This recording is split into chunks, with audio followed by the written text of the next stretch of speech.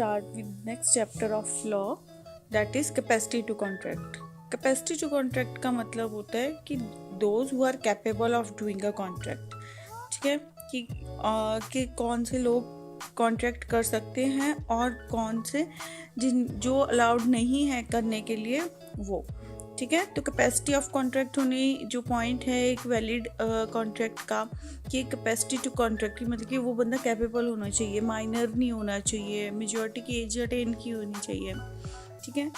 तो the person who are competent to contract कौन से हैं, is the age of majority, कि जिसने मेजॉरिटी की एज अटेन कर ली है, and is of sound mind, मतलब कि उसका दिमाग वगैरह सब सही है, पागल नहीं है, and is not disqualified from contracted by any law to which he is subject, मतलब कि वो disqualified नहीं है कि लॉ किसी भी लॉ के अगेंस्ट कि उसको या वो क्रिमिनल नहीं है या लॉ नहीं उसके अगेंस्ट कहा है कि ये कॉन्ट्रैक्ट नहीं कर सकता, तो वो चीज़ नहीं होनी चाहिए।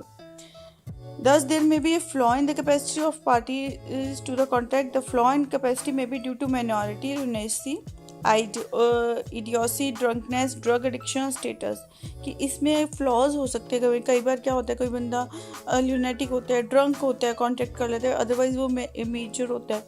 If the party to contract suffer from any of these flaws, the contract may not be valid, ठीक है। कोई बंदा पार्शली पागल है, कभी कभी उसको जैसे दौरे पड़ते काइंड ऑफ, तब भी वो अगर कॉन्ट्रैक्ट में है तो वो वैलिड नहीं माना जाएगा।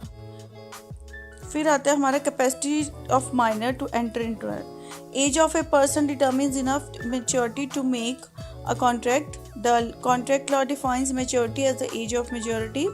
दस द यूजली 18 ईयर्स की जो आपकी 18 ईयर्स की एज है वो अटेन की होनी चाहिए, ठीक है। माइनर कॉन्ट्रैक्ट नहीं कर सकता। No minor can make a contract but he is not bound by the contract. However, the minor can make other party bound by the contract. तो जो माइनर होता है वो कॉन्ट्रैक्ट अगर कर भी लेता है तो वो बाउंड नहीं होता उसकी वो हर कोई भी ऑब्लिगेशन मानने को, बट वो दूसरों को वो बाउंड कर सकता है। Thus, the minor is not bound on the mortgage or promissory note, but he can be mortgagee or payee or endorsee, ठीक है। वो उसको नहीं कोई दे सकता मॉर्गेज पे पैसे वगैरह या प्रॉमिसरी नोट, तो बट वो खुद दे सकता है किसी को, तो वहाँ पे वो कॉन्ट्रैक्ट में एंटर हो सकता है। Further minor can't be a partner in a partnership, however he may be with the consent of all the partners for the time being admitted to the benefit of partnership. Minor partner नहीं बन सकता but उसको benefit मिल सकते हैं partnership के बाकी सब पार्टनर्स की कंसेंट के अकॉर्डिंग। अगर section 68 provides that minor's estate is liable to a person who supplies necessaries of life to a minor or to whom the minor is legally bound to support according to his station in life, not on the basis of any kind but on the basis of obligation resembling contract. However, there is no personal liability of a minor for the necessaries of life supplied. The definition of necessity of life depends upon entirely on the person and the situation. ये जो भी आप अगर minor को कोई necessities supply करते हो तो वो बाउंड नहीं है आपको पे करने के लिए। The goods are necessities for the particular minor having regard to the conditions in the life और स्टेटस और standard of living, and the purchase of hire और car may be necessity for the particular minor. The minor needs to goods both at the time of sale and delivery. What is necessity to sees the minor actual requirements at the time of sale and at the time of delivery, where these are different. अब हर minor की वो कहते हैं अगर necessity different हो सकती है, बट वहाँ पे हम लायबल हैं जहाँ पे वो बेसिक की जो लाइफ की नेसेसिटीज होती हैं, रोटी का, वहाँ पे वो लायबल नहीं है किसी को पे करने के लिए। अगर कोई भी पेरेंट्स माइनर ने कोई कॉन्टेक्ट किया है तो वहाँ पे उसके parents and guardian are not liable to his creditors for the breach of contract by him, क्योंकि उनके परमिशन के बगैर होते तो वहाँ पे वो लाइबल नहीं है, ठीक है। पोजीशन ऑफ माइनर कॉन्ट्रैक्ट में be summed up as a contract with minor is void and the minor therefore can't bind himself to the, ये शुरू से वॉइड एब इनिशियो होता है कि स्टार्टिंग से ही अगर आप वॉइड होता है ये कॉन्ट्रैक्ट अगर आप किसी माइनर के साथ कॉन्ट्रैक्ट कर रहे हो। माइनर कैन बी प्रॉमिसरी और बेनिफिशरी हो सकता है, ठीक है, उसको कोई बेनिफिट मिल सकता है minor agreement can't be rectified by the minor on is attaining. अब कोई भी अगर बाई चांस उसने माइनर एज अ माइनर उसने कॉन्ट्रैक्ट किया हुआ है और उसके बाद उसने मेजोरिटी के, तो वहाँ पे उस चीज़ को रेक्टिफाई नहीं कर सकता, चेंज नहीं कर सकता, क्योंकि वो पहले ही कॉन्ट्रैक्ट वॉइड एब इनिशियो होता है। If the minor has received any benefit under the void contract, he can't be asked to refund. कोई भी उसको अगर बेनिफिट मिला हुआ है, कोई भी कॉन्ट्रैक्ट में अगर माइनर ने कॉन्ट्रैक्ट किया तो वहाँ पे वो रिफंड के लिए, और कोई कॉन्ट्रैक्ट अगर ख़त्म हो गया तो वो रिफंड के लिए नहीं पूछ सकता। A minor is always allowed to plead minority and is not stop to. अगर कोई माइनर है तो वहाँ पे उसको हमेशा बेनिफिट दिया जाता है, बेनिफिट ऑफ डाउट, कि अपनी वो माइनॉरिटी शो कर सके। ए माइनर कांट बी पार्टनर, और पार्टनरशिप फर्म में वो पार्टनर नहीं हो सकते बट उसको बेनिफिट मिल सकते हैं। A minor's estate is liable to a person who supply necessary to life to a minor और to one whom is minor is legally bound to support. तो माइनर वो कहते हैं वहीं पे लाइबल है जहाँ पे वो नेसेसिटीज सप्लाई की जाती है।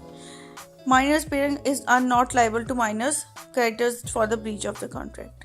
नेक्स्ट है हमारा mental incompetence prohibits a valid contract. Mental incompetence, जो लोग पागल होते हैं, ल्यूनेटिक होते हैं, ठीक है, या कोई उनको दौरे पड़ते हैं, या कोई भी इडियोटिक वगैरह किसी भी तरह का, या उसने ड्रिंक की हुई है, तो वो उनकी उस टाइम पे मेंटली वो इनकम्पिटेंट होता है, वो साउंड माइंड का नहीं होता, तो वो वहाँ पे अगर उस टाइम पे कॉन्ट्रैक्ट करता है तो वो वैलिड कॉन्ट्रैक्ट नहीं माना जाएगा। एग्जाम्पल है, patient is lunatic asylum, he is at intervals of sound mind, he may contract during those interval. अब जो पर्सन है, ठीक है, वो उसको कभी कभी दौरे पड़ते हैं बट अदरवाइज वो साउंड माइंड का है, तो वो अगर जब साउंड माइंड का है तब कॉन्ट्रैक्ट कर सकता है, बट अगर वो पागलपन में कर रहा है तो वो कॉन्ट्रैक्ट वैलिड नहीं माना जाएगा। कोई भी अगर बंदा है, पर्सन है, उसको फीवर है, ठीक है, कोई उसने ऐसी मेडिसिन ली हुई है, उस टाइम पे वो कोई कॉन्ट्रैक्ट कर रहा है तो वो भी वैलिड नहीं माना जाएगा। बेसिकली साउंडनेस का मतलब क्या होता है कि वो जो भी टर्म्स एंड कंडीशंस हैं कॉन्ट्रैक्ट की वो अच्छे से समझ पा रहा है, वो कैपेबल है उसको समझने के लिए, और अपनी जो जजमेंट है उसके पास एबिलिटी है उस चीज़ को जज करने के लिए कि ये चीज़ सही है, ये गलत है। A lunatic is a person who is mentally deranged due to some mental strain or through personal experience। lunatic क्या होता है कि जो बंदा मेंटली उसको कोई स्ट्रेस है या कोई मेंटल स्ट्रेन है, उसके कारण वो सदमे में है काइंड ऑफ, उस टाइम पे भी हम उससे कॉन्ट्रैक्ट नहीं कर सकते। Idiot person who is permanently, जो पागल होता है, और ड्रंक होता है, जब भी कोई पर्सन जिसने ड्रिंक की होती है डिलीरियस होता है, या फिर किसी फीवर के कारण उसने कोई मेडिसिन ली होती है, तो तब भी हम उसके साथ कॉन्ट्रैक्ट नहीं कर सकते। Next is alien enemy.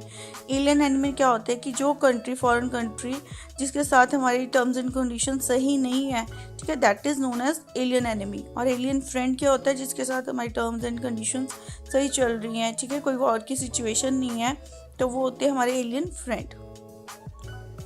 Then आता है foreign sovereigns and ambassadors. Foreign sovereigns and accredited representatives of foreign state or ambassador can enter into contract and enforce those contracts into our courts. However, they enjoy some special privileges. They can't be sued in our courts unless they choose to submit themselves to jurisdiction of our courts. In fact, can't be proceeded against in Indian courts without the sanction of the central government। की जो भी हमारे सॉवरेनियर्स होते हैं और ambassadors होते हैं, ठीक है, वो कॉन्ट्रैक्ट तो कर सकते हैं बट हम उनको पर्सनली स्यू नहीं कर सकते without the sanction of central government. That's next है हमारा इंसॉल्वेंट पर्सन। और जो पर्सन इंसॉल्वेंट हो जाते हैं, जिनका दिवालिया निकल जाता है, वो भी कॉन्ट्रैक्ट नहीं कर सकते। That's all with this chapter. I hope it's clear to you. Thank you.